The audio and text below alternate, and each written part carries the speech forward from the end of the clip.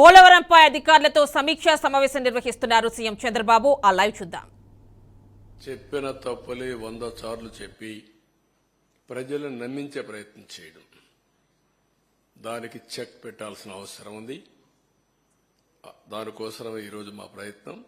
తప్పకుండా ఎప్పటికప్పుడు వాళ్ళు చెప్పినట్టన్నిటికీ కూడా ప్రజలే సమాధానం చెప్పే విధంగా ప్రజా చైతన్యాన్ని తీసుకొస్తాం. ఇప్పుడు ఫస్ట్ తీసుకున్న పేపర్ మేము చూస్తే 2 భాగాలున్నాయి. కానీ మొదటి భాగం పోలవరం, రెండవది ఇరిగేషన్ ప్రాజెక్ట్స్, సాగునీటి ప్రాజెక్టులు. ఈరోజు మేము సాగునీటి ప్రాజెక్టులు తీసుకోవడం లేదు. ఆంధ్రప్రదేశ్ రాష్ట్రానికి సాగునీటి ప్రాజెక్టుల అవసరం చాలా ఉంది. ఆ రోజు తెలుగుదేశం పార్టీ టైంలో 64,000 కోట్ల రూపాయలు, 67,000 కోట్ల రూపాయలు 5 సంవత్సరాల్లో ఇరిగేషన్ పైన ఖర్చు పెట్టాం. ఇప్పుడైతే మెయింటెనెన్స్ కూడా ఇవ్వలేని పరిస్థితి వచ్చింది. అవన్నీ నేను కూడా ఒక వారం తిరిగాను. రాష్ట్రంలో ప్రజా చైతన్యం తీసుకొచ్చాను. ఆ విషయాలు మళ్లీ నేను మాట్లాడతాను. ఈ రోజు ప్రధానంగా పోలవరం ప్రాజెక్టు గురించి మనం టేకప్ చేస్తున్నాం. ఇప్పుడు మీరు ఒకసారి చూస్తే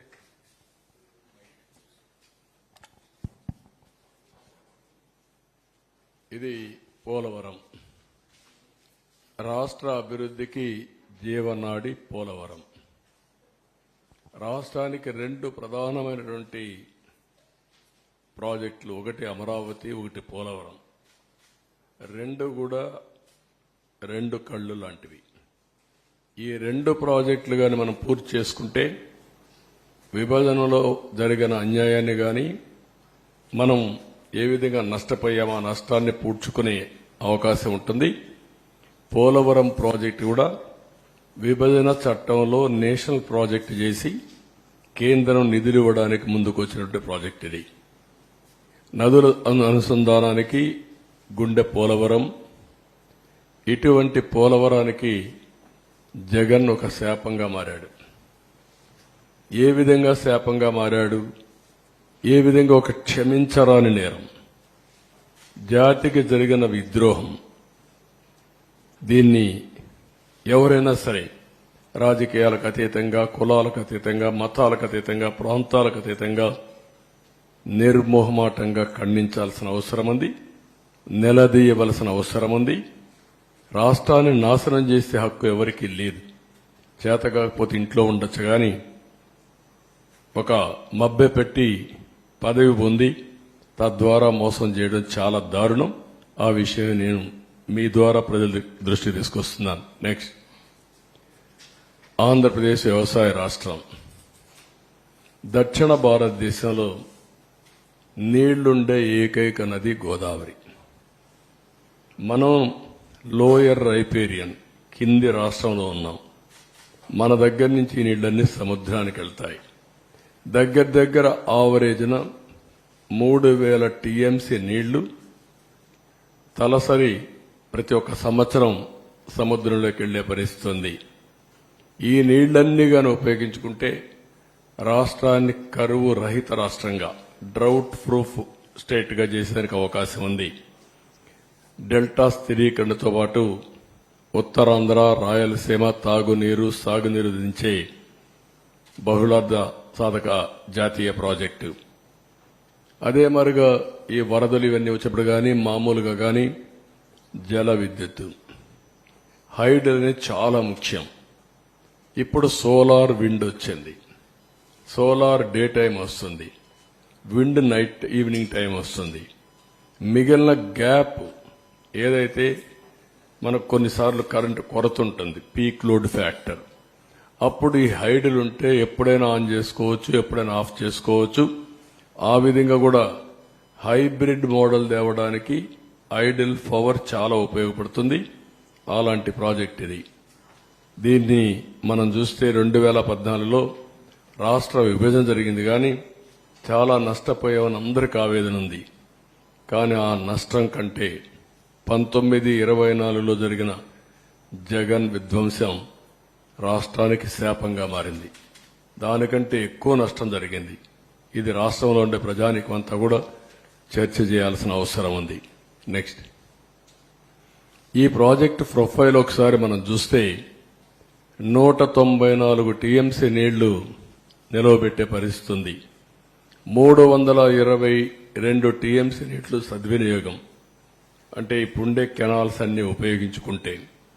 ఇంకా మనం కరెక్ట్గా ఆ కెనాల్స్ అవన్నీ ఇచ్చేస్తే సముద్రంలోకి పోయే నీళ్లు డైవర్ట్ చేయగలిగితే ఒక 500 లేకపోతే ఒక 700 టీఎంసీ నీళ్లు డైవర్ట్ చేసుకుంటే రాష్ట్రంలో అన్ని ప్రాంతాల్లో అక్కడుండే నీరు ఇది కలుపుకుంటే కరువు అనే మాట ఉండదు. ఇది చాలా ముఖ్యమైన విషయం. ఇప్పుడు ఈ ప్రాజెక్టులో ఉండేది 7,20,000 ఎకరాలకు సాగునీరు అందించడం, 23,50,000 ఎకరాలు ఆయకట్టు స్థిరీకరణ చేయడం, 28,50,000 మందికి త్రాగునీరు ఇవ్వడం, 960 మెగావాట్ల విద్యుత్ ఉత్పత్తి, వాటర్ టూరిజానికి చాలా ఇది ఉంది, అవకాశం ఉంది. పరిశ్రమలు కూడా ఫుల్గా నీళ్లు ఇచ్చే పరిస్థితి వస్తుంది. నెక్స్ట్, ఇది ఒక చిరకాల వాంఛ. ఏదైతే 1941 నుంచి ప్రజల కల ఇది. ధవళేశ్వరం కట్టినప్పుడు కాటన్ ద్వారా ధవళేశ్వరంలో కట్టాలన్నా లేకపోతే పైన కట్టాలని ఆలోచించినప్పుడు తర్జన భర్జన పడి డబ్బులు లేవనే ఉద్దేశంతో అప్పట్లో ధవళేశ్వరంలో కట్టారు, బ్యారేజీ కట్టారు. లేకుంటే అప్పుడే కట్టాల్సింది. ఇంకొక పక్క 50 లక్షల క్యూసిక్స్ ప్రవాహాలని నది డైవర్ట్ చేసే ప్రాజెక్ట్ ఇది. చైనాలో ఉండే 3 గేజెస్ కూడా మీరు గార్జెస్ చూస్తే దీనికంటే తక్కువ.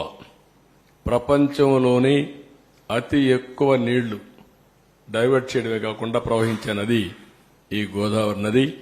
ఇంకొక పక్కన ఇది డయాఫామ్ వాల్ మీరు చూస్తే చాలా సెన్సిటివ్. 90 మీటర్స్ కింది వరకు డయాఫామ్ వాల్ స్పెషల్ టెక్నాలజీతో పూర్తి చేశాం. అలాంటి సున్నితమైన డయాఫామ్ వాల్ ఇది. ఇంకొక పక్కన 20 మీటర్ల ఎత్తు, 16 మీటర్ల వెడల్పు ఉన్న అతి భారీ గేట్లు, బిగ్గెస్ట్ గేట్స్. ఇంకొక పక్క 390 కిలోమీటర్ పొడవున్న కుడి ఎడమ కాలువలు. అటు ఉత్తరాంధ్ర ఇటు వచ్చే కొందికి రైట్ మెయిన్ కెనాల్ రెండు కూడా 390 కిలోమీటర్స్ ఉన్నాయి. ఇంకొక పక్క ఇప్పుడు జరిగే పెద్ద ప్రాజెక్టులో ఒకటి, భవిష్యత్తులో కూడా ఇంత పెద్ద ప్రాజెక్టు మనం నిర్మాణం చేయబోం. ఇదే లాస్ట్. ఇండియాలో గాని ప్రపంచంలో గాని ఒకసారి చూసి అనలైజ్ చేస్తే ఇంత పెద్ద ప్రాజెక్టు మళ్ళా వస్తూనే ఇది కూడా లేదు. అదే మరి ఇంకొక పక్కన 24 గంటల్లో 32,315 క్యూబిక్ మీటర్ల కాంక్రీట్ పనులు చేసి గిన్నెస్ రికార్డు కూడా సాధించారు ఆ రోజు. ఈ రోజు చూస్తే ఏ ప్రాజెక్టులో నిర్వహించిన కాంక్రీట్ పనులు పోలవరంలో చేయడం జరిగింది. ఇవన్నీ కూడా సైలెంట్ ఫ్యూచర్స్ కొన్ని మాత్రం. నెక్స్ట్, ఈ రోజు మీరు చూస్తే ఓసారి ప్రాజెక్ట్ యొక్క ప్రొఫైల్. ఈ ప్రాజెక్ట్ని ఆ రోజు బైఫర్కేషన్ యాక్ట్లో పెట్టారు. కానీ ముంపుకు గురయ్యే 7 మండలాలు తెలంగాణలో పెట్టారు. నేను ముఖ్యమంత్రిగా ఎన్నికయ్యాను, ఢిల్లీకి వెళ్ళాను. ఆ రోజు కూడా ఎన్డీఏతో పొత్తుంది. ఢిల్లీకి వెళ్తానే నేను ఒకసారి నా అనుభవంతో, ఎందుకంటే అపోజిషన్గా నేను ఫైట్ చేశాను, అనుభవం ఉంది ఇరిగేషన్లో. ఎప్పుడు నేను ముఖ్యమంత్రిగా, అప్పటికే 9 ఏళ్లు నేను ముఖ్యమంత్రిగా ఉన్నాను, నాకు ఒక ఐడియా ఉంది. మొత్తం స్టడీ చేశాను. స్టడీ చేస్తే ఆ 7 మండలాలు గాని ముంపుకు గురయ్యే మండలాలు ఇక్కడ ఇవ్వకపోతే, వాళ్ళు అడ్డం పెడితే ఇంకా చరిత్ర ప్రాజెక్ట్ అంతా ఎప్పటికీ పూర్తి కాదు. ఆ రోజు నేను ఇవన్నీ ఆలోచించి ఎట్టి పరిస్థితిలో ఒకటే కోరాను. ఆ రోజు ఎన్డీఏ ప్రభుత్వం నరేంద్ర మోడీ గారు లీడర్ ఆఫ్ ది హౌస్ అయ్యారు. కానీ ప్రమాణ స్వీకారం చేయక మునుపు మీరు కానీ ఈ 7 మండలాలు మాకు ఇవ్వకపోతే నేను ప్రమాణ స్వీకారం చేసినప్పుడు వేస్ట్ అవుతుంది. అవసరమైతే సాధించే వరకు నేను ప్రమాణ స్వీకారం చేయను. ఒకవేళ కాన్స్టిట్యూషన్ డెడ్ లాక్ వచ్చినా పర్వాలేదు, ఇది చాలా క్లియర్గా నేను మీకు చెప్పాలిగా చెప్తున్నానని చెప్పి చాలా స్పష్టంగా చెప్పాను.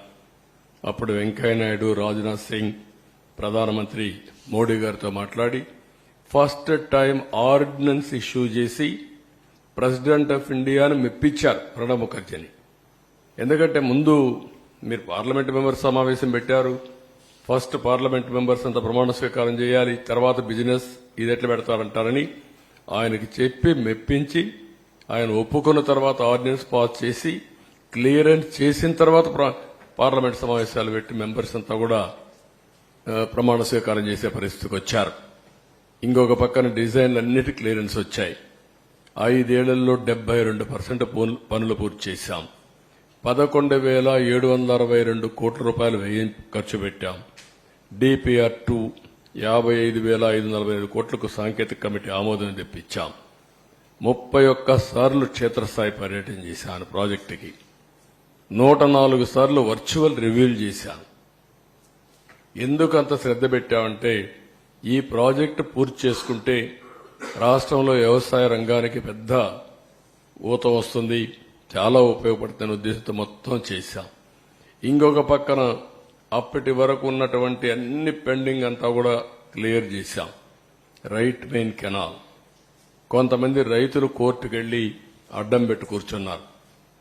వాళ్ళు ఒకటే అనుకున్నారు, ఇంక ఎప్పుడైనా పర్వాలేదు మేము మాత్రం ఇవ్వని మొండిగేసే పరిస్థితికి వచ్చారు. ప్రాజెక్టులో ఏదైతే మెయిన్ డ్యామ్ వస్తుందో ఆ ప్రాంతంలో కోర్టుకు వెళ్లి వాళ్ళు కూడా మేము వెకేట్ చేయమన్నారు. మామూలుగా ఎవరికైనా సరే ప్రాజెక్టులో పునరావాసం ఇచ్చి R&R డబ్బులు ఇచ్చి ప్యాకేజ్ ఇచ్చి వాళ్ళకి ఇండ్లు కట్టిన తర్వాతనే అది మనం అక్వైర్ చేసే అవకాశం ఉంటుంది. అవన్నీ వార్ ఫుటింగ్లు చేసి వాళ్ళని కన్విన్స్ చేసి మొత్తం క్లియర్ చేసి ప్రాజెక్ట్ ని 5 ఏళ్లలో 72% పూర్తి చేశాం. నెక్స్ట్ ఇక్కడ మీరు చూస్తే సివిల్ వర్క్స్ 71.93. వీళ్ళు వచ్చిన తర్వాత వీళ్ళు చేసింది less than 4%, 3.8 or 7, 75.77. PIP head works 65.6 అయితే 72.63. పిఐపి ఆర్ఎంసీ 91.14 ఉంటే 92.75. ఎల్ఎంసీ లెఫ్ట్ మెయిన్ కెనాల్ 70.99 ఉంటే 73.07.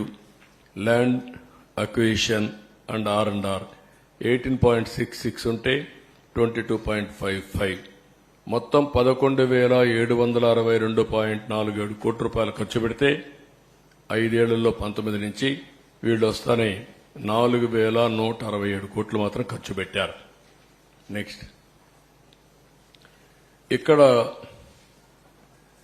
ఏదైతే ఒక వ్యక్తి చేతగానితనం కావచ్చు, అహంభావం కావచ్చు, లేకుంటే అధికార దుర్వినియోగం కావచ్చు, ఏదైనా అనుకోవచ్చు, ఏ విధంగా చేశాడో మీరు చూస్తే ముఖ్యమంత్రిని వెంటనే స్టడీ చేయకుండా ప్రమాణ స్వీకారం చేసిన రోజునే పనులు నిలిపేశాడు. అది ఘోరాతి ఘోరం, చరిత్ర క్షమించరాని నేరం. ఒక వ్యక్తికి ఇంత అహం పనికిరాదు. ఇది ప్రజాధనం, ఇది సొంత డబ్బులు కాదు.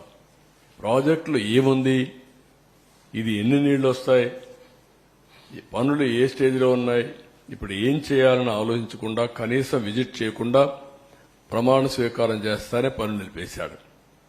ప్రత్యామ్నాయ ఏర్పాట్లు చేయకుండా పనిచేసే ఏజెన్సీలు తీసేశాడు, కాంట్రాక్టర్లు తీసేశాడు, ఆఫీసర్లు తీసేశాడు. 19 జూన్ నుంచి 19 నవంబర్ వరకు ఏజెన్సీనే లేదు. 20 నుంచి 20 నవంబర్కి ఏజెన్సీ వచ్చింది. కాంట్రాక్ట్ పిలిచారు కానీ వాళ్ళు వర్క్ రిజ్యూమ్ చేసింది 20 నవంబర్, అంటే 2 సీజన్లు. ఎప్పుడు కూడా జూలై నుంచి వర్షాలు వస్తాయి, నవంబర్ వరకు వర్షాలుంటాయి. గోదావరి ఫుల్ స్వింగ్ లో వస్తుంది. ఓసారి 50 లక్షలు అంటే మాక్సిమం వస్తే 50 లక్షలు, 20, 30, 40 లక్షలు వచ్చే సందర్భాలు కూడా ఉన్నాయి. దీంతో మీరు చూస్తే ఇక్కడికి వచ్చినప్పుడు మొత్తం సమర్థులైన అనుభవం ఉన్న అధికారులందరినీ బదిలీ చేసేశారు ఏకపక్షంగా. 20 ఆగస్టులో వచ్చిన వరదల్లో డయాఫామ్ వాళ్ళు దెబ్బతిందని హైదరాబాద్ ఐఐటి నిపుణులు రిపోర్ట్ ఇచ్చారు. కాఫర్ డ్యాం గ్యాపులు పూర్తిగా చేయకపోవడమే కారణం కూడా చాలా స్పష్టంగా చెప్పారు. డయాఫామ్ వాళ్ళు దెబ్బతిన్న 2 ఏళ్ల తర్వాత తెలుసుకున్నటువంటి ఒక బ్లైండ్ గా, అంటే వీళ్ళు ఎక్కడ పడుకున్నారో ఏం చేశారో తెలియని పరిస్థితి 2 years తర్వాత మెలుకునే పరిస్థితికి వచ్చింది. మనం అందరికి కూడా డార్క్ లో ఉన్నాం, ఎవరికీ తెలియదు ఆ ప్రాజెక్ట్ ఏమైందని కూడా. అలాంటి పరిస్థితులు తీసుకొచ్చే పరిస్థితికి వచ్చారు. నెక్స్ట్, ఇక్కడ ప్రత్యామ్నాయం ఏర్పాట్లు చేయకుండా జీవోలన్నీ మీకు అందరికి ఇస్తాం, మీరు స్టడీ చేయండి. ఇప్పటికే స్టడీ చేశారు, అది స్టడీ చేసి ప్రాపర్ గా ప్రజలకు చెప్పే బాధ్యత మనందరిపైన ఉంది. నెక్స్ట్, ఇక్కడ మీరు చూస్తే August 13న పీపీఏ మీటింగ్ జరిగింది, పోలవరం ప్రాజెక్ట్ అథారిటీ మీటింగ్. ప్రస్తుతం ఉన్న కాంట్రాక్టర్ పనితీరు సంతృప్తిగా ఉంది, మార్చాల్సిన అవసరం లేదు. 2009లో కాంట్రాక్టర్ మార్చడం వల్ల హెడ్ వర్క్స్ నిలిచిపోయాయి, ఇప్పుడు అదే పరిస్థితులు ఎత్తే ప్రమాదం ఉందని చెప్పారు. 2009లో మీరు ఒకసారి చరిత్ర గుర్తుపెట్టుకోవాల్సిన అవసరం ఉంది. అప్పుడు కూడా ఇదే మరి స్వార్థంతో చేశారు. 2005, 2006 ఆ ప్రాంతంలో ఈ ప్రాజెక్టు ప్రారంభించారు. ప్రారంభిస్తే రాజశేఖర్ రెడ్డి ముఖ్యమంత్రిగా వర్క్స్ అవార్డు చేశాడు. అవార్డు చేసిన తర్వాత ఆయన కాంట్రాక్టర్లకు కావాలనే ఉద్దేశంతో ఆ కాంట్రాక్టర్ బలవంతంగా చేపించి ప్రీ క్లోజర్ చేసి వాళ్ళని పంపించేసి ఆయన బతుకున్నంత వరకు మళ్ళా టెండర్ పిలవలేకపోయాడు. ఆ డిలే 2014లో కిరణ్ కుమార్ రెడ్డి ముఖ్యమంత్రి అయిన తర్వాత ఒకసారి టెండర్ పిలిచారు. 2009లో ఎలక్షన్ ముందు, ఎలక్షన్ అవుతానే పిలిచారు, కానీ అప్పుడు కూడా ఏం చేయలేకపోయారు. 14 వరకు వెళ్ళింది. 13, 14 ఆ ప్రాంతంలో కిరణ్ కుమార్ రెడ్డి ముఖ్యమంత్రిగా ఉన్నప్పుడు మళ్లీ ఈ టెండర్ పిలిచి ఏజెన్సీకి అప్పచెప్పే పరిస్థితికి వచ్చారు. అందుకే చాలా సున్నితమైన ప్రాజెక్ట్ అనే ఉద్దేశంతో, ఇది కేంద్ర ప్రభుత్వానికి సంబంధించిన ప్రాజెక్ట్ అనే ఉద్దేశంతో ఆ టెండరు ఎవరైతే కాంట్రాక్టర్ ఇబ్బందులున్నా ఎక్కడికక్కడ కన్విన్స్ చేసి ఆ పనులు చేసుకుంటూ వచ్చాం తప్ప ఏకపక్షంగా ఎక్కడికి వెళ్ళలేదు. ఈయన చేసింది ఏకపక్షంగా పోయి మొత్తం ఇది దెబ్బతినే పరిస్థితి వచ్చింది. ఈ విషయాలు చాలా స్పష్టంగా వాళ్ళు చెప్పారు. నెక్స్ట్, ఇంకొక పక్కన కొత్త కాంట్రాక్టర్ మార్చడం వల్ల 10 నెలలు పైగా పనుల్లో జాప్యం జరుగుతుంది. ఒకే పనిని 2 ఏజెన్సీలు ఆ పని నాణ్యతలో ఇబ్బంది వస్తే ఎవరు బాధ్యత వహిస్తారు? అందువల్ల కాంట్రాక్టర్లు మార్చవద్దు. పాత కాంట్రాక్టర్ ఎప్పుడు కూడా ఏ పని చేసినా గ్యారంటీ ఇవ్వాలి. ఆ గ్యారంటీ ఇన్ని సంవత్సరాలను ఇస్తారు. ఆ గ్యారంటీ ఇచ్చిన తర్వాత పాత కాంట్రాక్టర్ని మారిస్తే కొత్త కాంట్రాక్టర్ వస్తే ఇద్దరిలో ఏదైనా ఇబ్బందులు వస్తే ఎవరు రెస్పాన్సిబుల్? అకౌంటబిలిటీ ఎవరిది? జవాబుదారీతనం ఎవరు?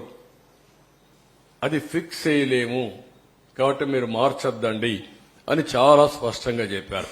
అయినా కూడా వినకుండా మొండిగా ముందుకు పోయారు. నెక్స్ట్, ఇక్కడ కాంట్రాక్ట్ని మార్చడం, ముందు చూపు లేకపోవడం, సరైన సమయంలో పనులు చేయకపోవడం, చేసే పనులు జాప్యం వంటి కారణాల వల్ల నిర్మాణంలో తీవ్రంగా జాప్యం జరుగుతుందని కావున ఏజెన్సీలు మార్చవద్దని మళ్లీ 16/8/19 చెప్పారు. ముందు లెటర్లు రాశారు, మళ్లీ వీళ్ళు ఇది కూడా చెప్పారు. ఇంకొక పక్కన మీరు చూస్తే గవర్నమెంట్ ఆఫ్ ఇండియా ఇది పీపీఏ చేసింది. ఇది secretary government of India chief ఇంజనీర్కి ఒక లెటర్ రాశాడు. ఇతను రాసింది హౌఎవర్ లెటర్ ఎలాబొరేట్గా ఉందో అంతా మొత్తం చదవడం లేదు.